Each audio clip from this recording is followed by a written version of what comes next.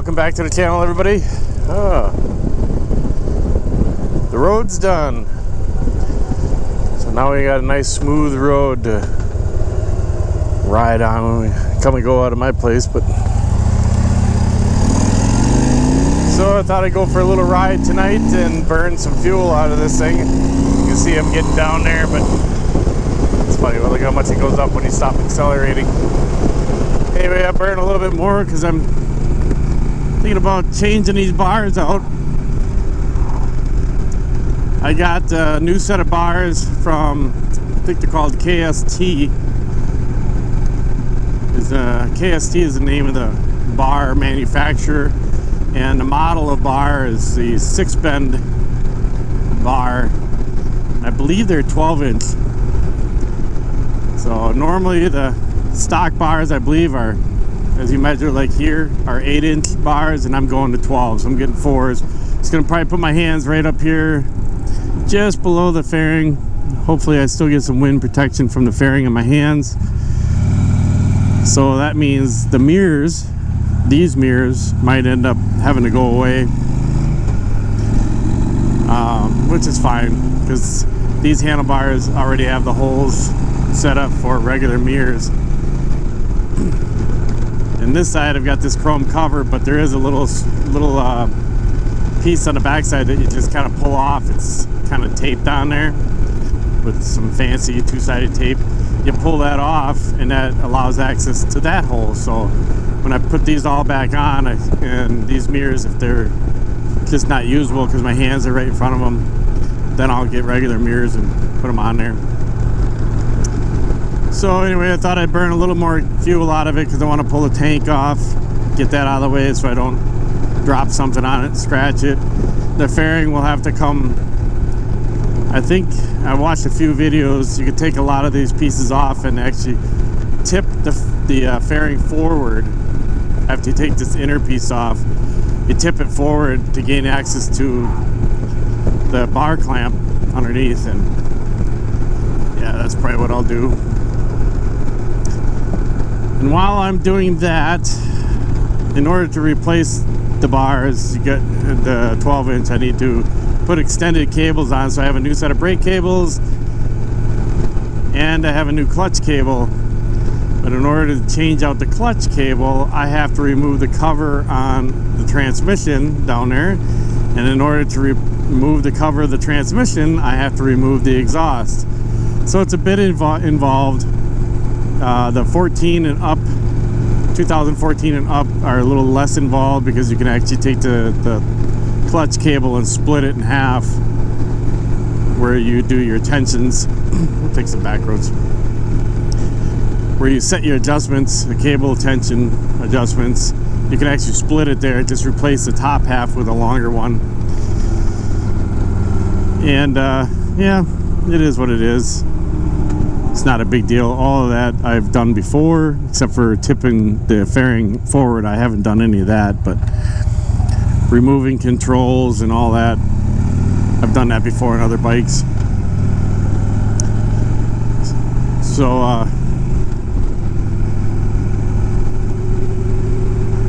anyway, I'll hopefully get started on that maybe this week and see how it turns out. My biggest reason for changing the bars is these bars being down kind of low, it does kill my neck, and so does this heavy helmet. And I think the combination of the two makes it really tough on these longer rides.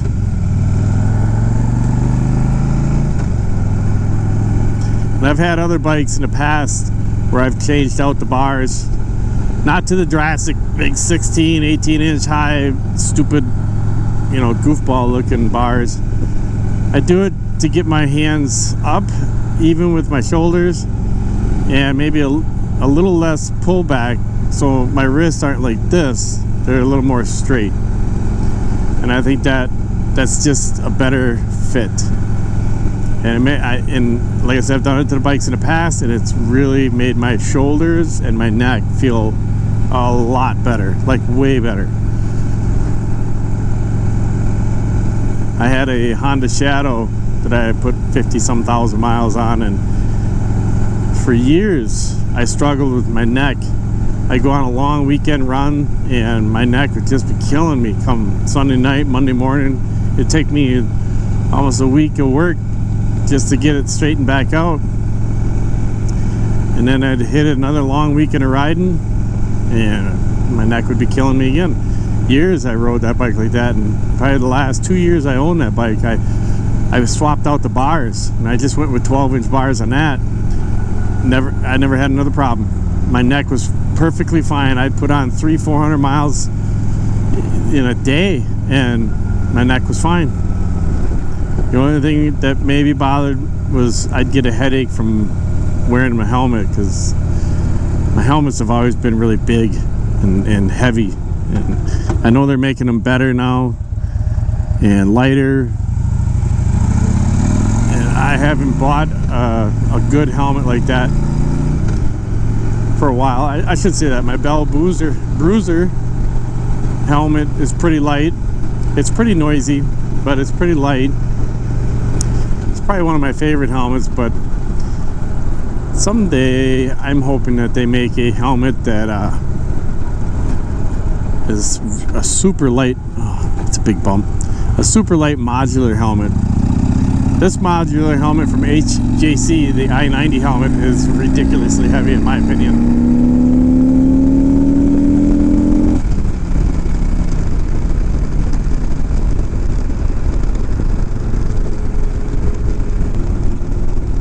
So something else I was wanting to talk about was I took a bunch of bikes for a ride on the demo, from the demo truck. That was a blast.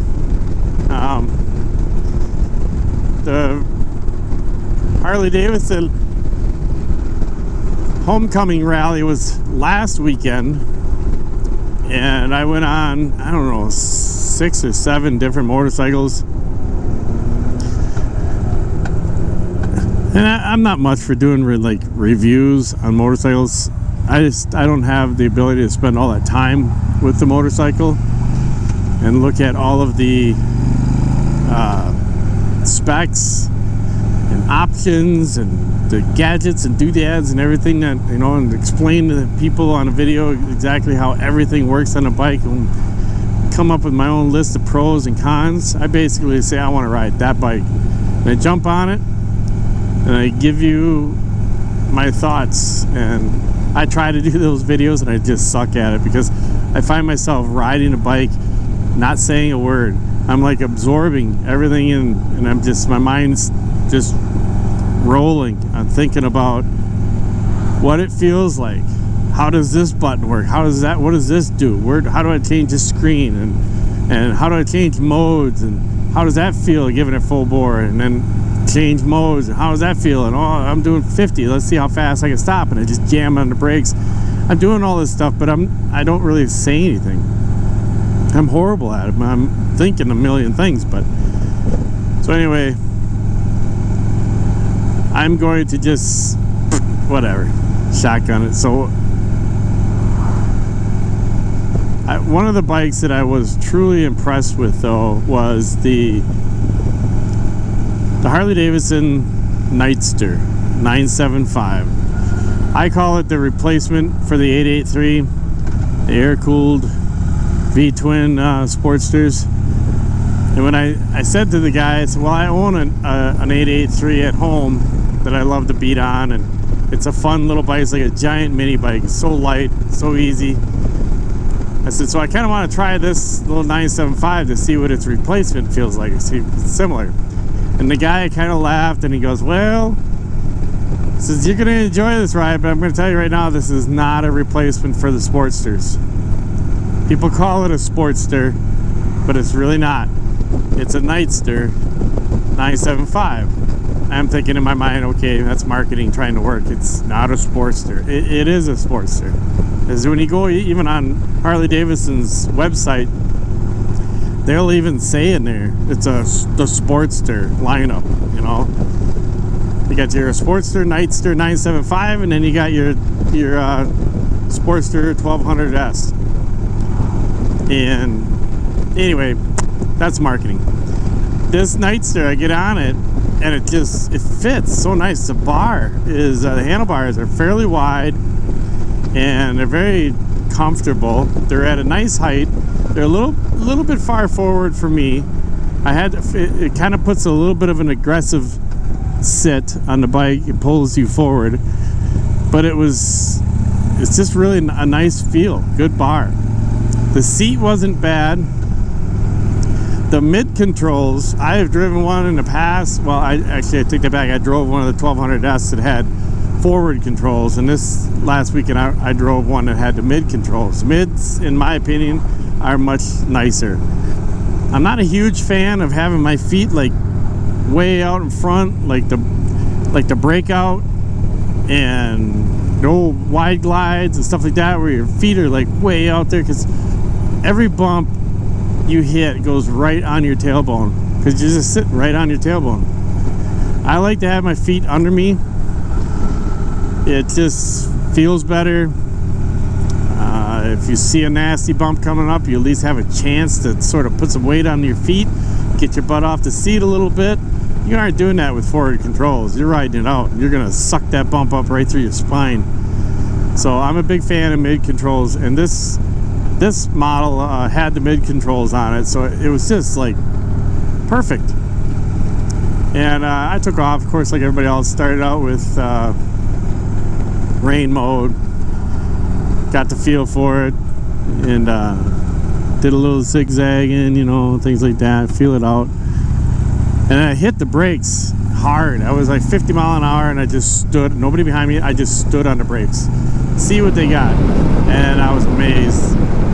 I don't have anti-lock control brakes on any of these bikes that I currently own. So, oh wow, look at that. That combine burned up. Wow. That sucks. At least the field got done, but wow. I gotta take a picture of that.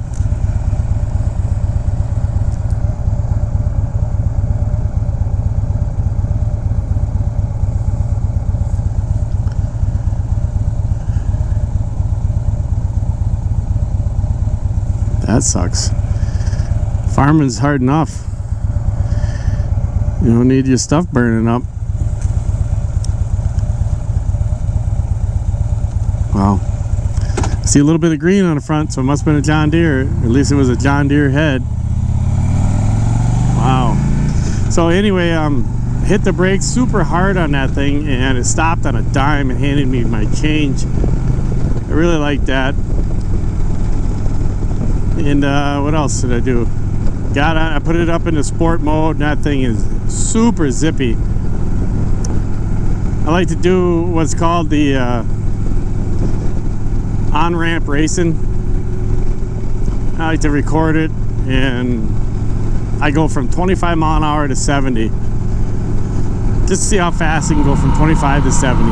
Find the best gear for taking off, you know, get it right in that power band and just hammer it and see what she's got. Sometimes you gotta be careful. He wants to pull the front end up, but it's just a blast to do that. And then later on, I'll take the videos and I'll compare them with each other, like I did with this one, where I did the Nightster and the Pan America and the Road Glide ST, which is the big dog of them all. You know, it has the 131R race engine in it with the ultimate race map in it. You know, I don't know, to me it might have a little more performance. Maybe on a dyno it feels faster, it is putting out a little more horsepower, I'm not sure. But to me, when I put it in the ultimate track mode, it seemed to me like it made the throttle just extremely sensitive. Just one tiny little twitch and she was just wanting to go, you know. And it messes with your mind a little bit. You think you're on something that's super hopped up, but in reality it's just being super sensitive.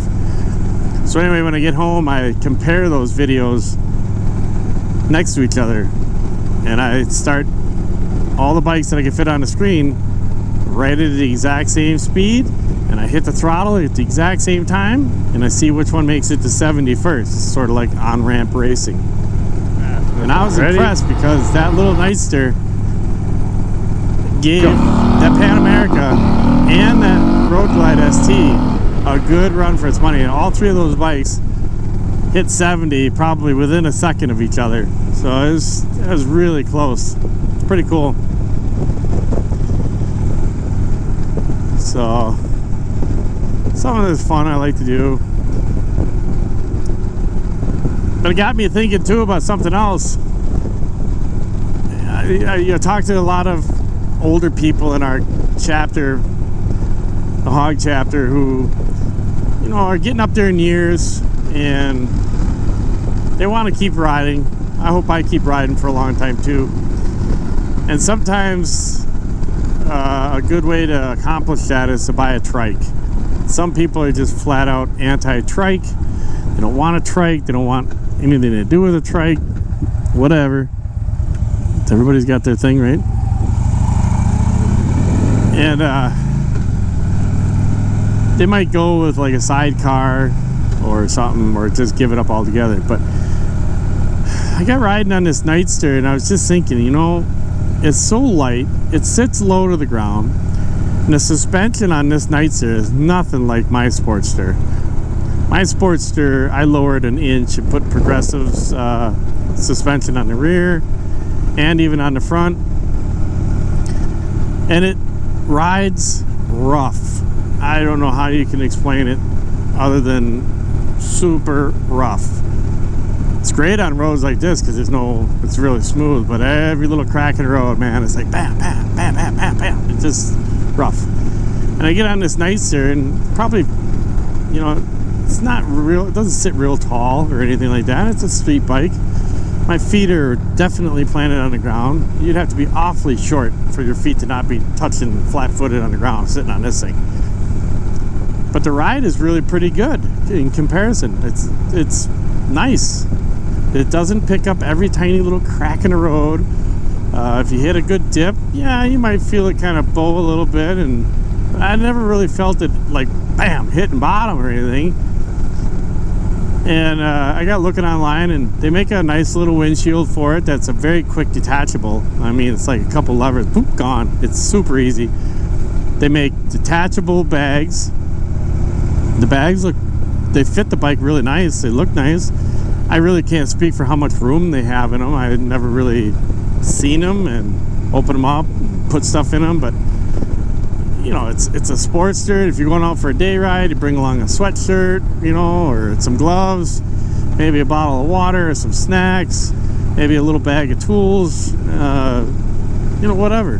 There's plenty of room, I'm sure, for all of that. And I just got thinking, if you're getting older in age and the big heavy touring bikes are getting to be too much for you, and this is the big and, you don't constantly ride with your wife or spouse or whatever, you're basically riding by yourself all the time, the Nightster is a perfect bike for somebody that's by themselves. So this got me thinking, it's like, well, maybe going to a small bike like the Nightster is an option. So I went and I asked a guy at the dealership, one of their better salesmen, kind of the go-to salesman, I'm guessing, what his experience is with people of older age trying to continue on riding. When they bring in their big touring bikes, what do they trade it in for? Do they go to the trikes, or do they go to something smaller? And he says he sees it both ways. But a lot of times, instead of going to the trike, if they don't want a trike, they'll go to like the Heritage Softail. And that's a lighter bike, easier to throw your leg over, really low center of gravity, so it feels a lot lighter. So that's one option. And plus, with the Heritage Softail, if you really want to bring a lot of touring stuff, see, that's why I like my feet under me. That's a big old dip. If you really want the touring abilities, the Heritage Softails, you can still put hard bags on the back. You can get rid of the soft bags that they have, which are of decent size, but if you wanted something bigger, they do, like Hogworks makes a kit where you can put hard bags on it. And they also make where you could put a rack on the back and put a tour pack on the back. So even if you didn't want to get rid of the soft bags, but you wanted a tour pack just for when you're out touring, you can buy the rack and all the bracketry and everything and put a regular tour pack on the back of a Heritage Softail, which is a great option. But I said, well, what do you think about the Nightster? And he just kind of laughed. And I don't know. So I don't know, maybe people just haven't ridden a Nightster because they look at it and go, it's a Sportster. I'm not going back to the Sportster. But I think you'd be really missing an opportunity. The other thing I will say is the Nightster has a small tank. Granted, it's under the seat. It's a low center of gravity type design.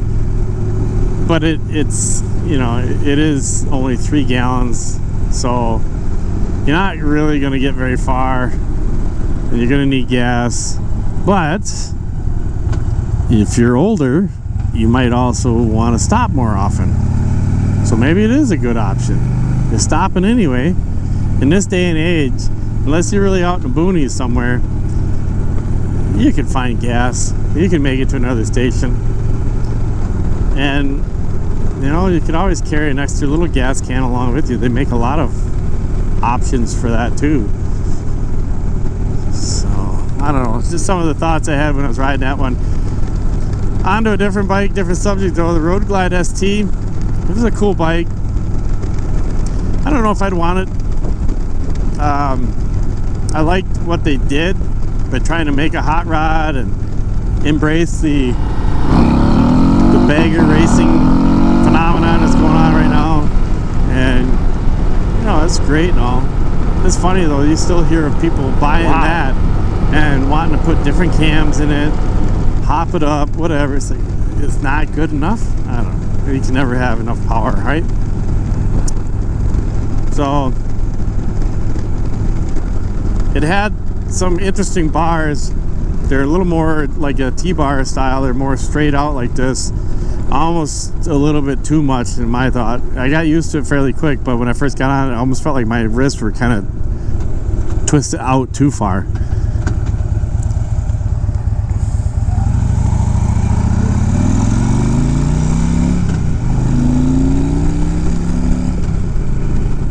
And you know, it had good power, of course. Why wouldn't it? The seat was hard as a stone. Suspension was stiff as hell. Everything screamed performance on it. So it was right, it was perfect. Pan America, love it. I would love to get one of those. The only thing that I didn't like about the Pan America was the kickstand. Because it's so tall, even with the adaptive ride, and it, you know, it drops down that couple inches when you stop. Even with that, I'm 5'10". But I think I have short legs and a taller torso. But to get the kickstand down, it's like the bike was squatted too much and the kickstand was almost too long. So you have to lean the bike to the right to get the kickstand to go by and get on the forward side of its downswing, and then you can set it on the kickstand. Well, and when I lean it to the right, my legs aren't long enough to be out far enough to be, you know, feel stable. It's like my leg is almost tucked under me, and I hated that. I wanted to take that road. I did not like that at all. You know, I totally felt like I was going to tip the bike over at any moment. Hey, let's do a U-turn here, huh?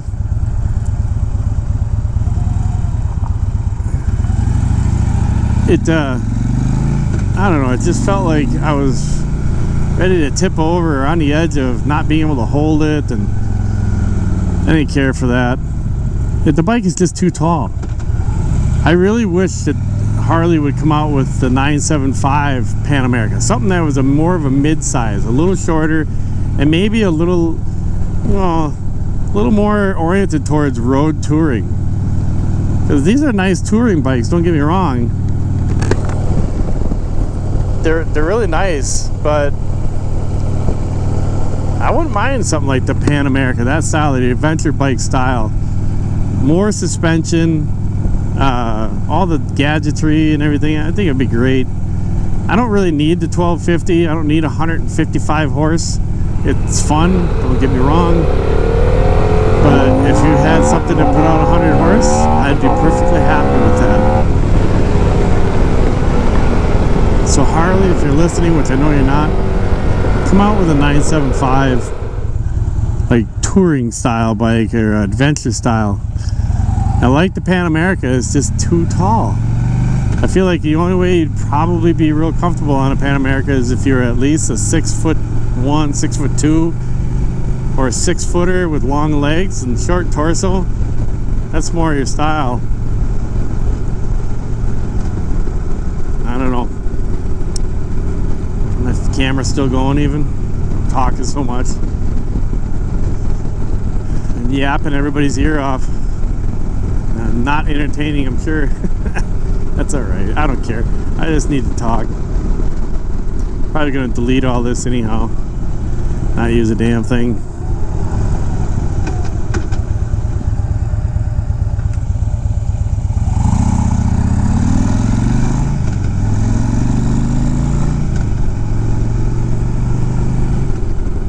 The other thing that got me thinking about Harley Davidson and their lineup is, if I was new to riding, like you see a lot of people going out on the MSF course, the riding academy from Harley, and learning how to ride, and during their class they go in, taking a break, they'll go into the store, look around, talk to the salespeople, and boom, next thing you know, they got talked into buying a motorcycle. A lot of times it's a used one, and you know, they're gonna come out of that class newbies, and they're gonna jump on, I don't know, something like a Fat Boy or a lowrider. A lot of times you won't see them go buy a brand new Street Glide or anything like that, but it's usually something bigger that's, you know, a Road King or whatever. That's great, more power to them, and I'm glad they're jumping on a bike and they're learning, and Harley is selling product and blah blah blah. But is it really the best first bike? I don't know. What is the best first bike? That's always a topic of discussion with people. You know, that's a great transition from one road to the other. Let's put a 3-inch. But what is a good first bike? You know, of course, everybody in the past always thought, well, I'll get the 883, but they buy that 883, and then like 6 months later, they'd be trading it in for something bigger. And that's, you know, that doesn't help when you just bought a bike and you're 6 months into ride, and you're like, this thing is too small, or I don't like this, or I don't like that, I need something bigger.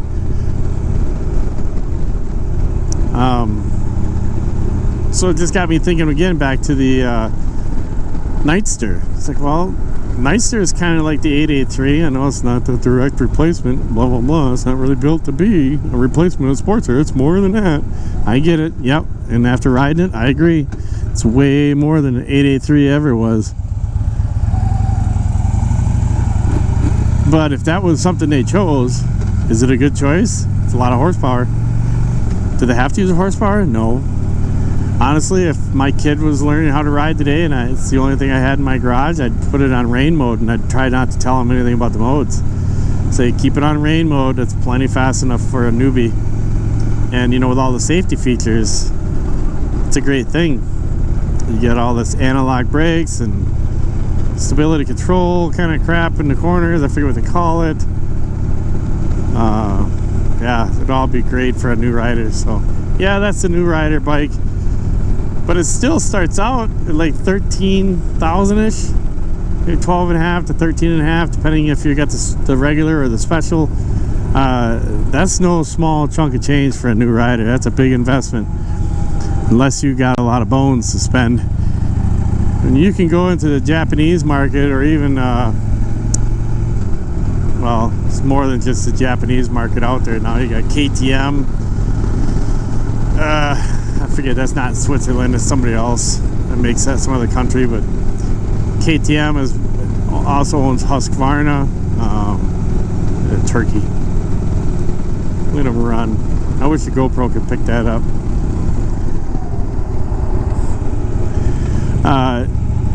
You know, there's plenty of other smaller bikes that have a lot of capabilities, like the ABS and traction control and all that available on them for half the cost of the Nightster. And to me, if I'm a new rider and I'm not really set on getting into the Harley culture, I'm certainly looking at plenty of my lineup to choose from is huge for beginner bikes, that's for sure.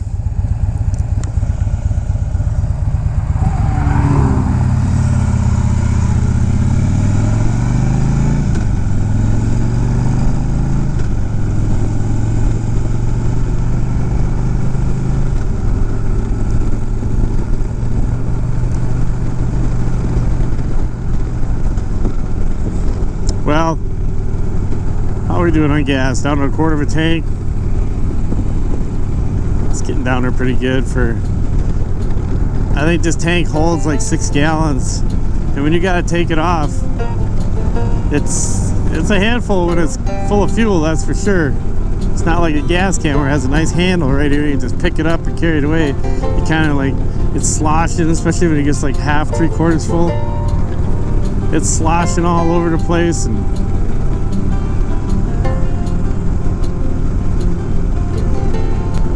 anyway, thanks for coming along on the ride, and hope I didn't talk your ear off too bad.